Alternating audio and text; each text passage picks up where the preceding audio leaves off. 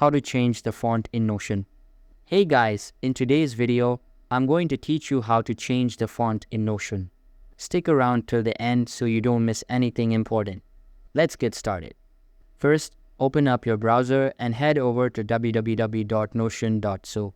Once the homepage loads, click on the login button at the top right corner. Now, if you've set up your account with Google, you'll see an option that says Continue with Google. Go ahead and click that. After logging in, you'll land on your Notion dashboard. Find the page where you want to change the font. This could be a personal doc, a project tracker, or any workspace page you've created. Now look up at the top right corner of your Notion page.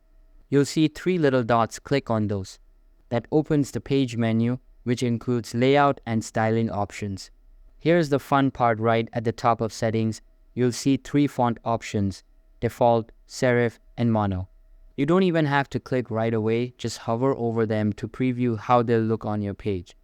Once you've found the font that fits your vibe or enhances readability, go ahead and click on it. The font will update instantly across the entire page. And that's it. You've successfully changed the font in Notion.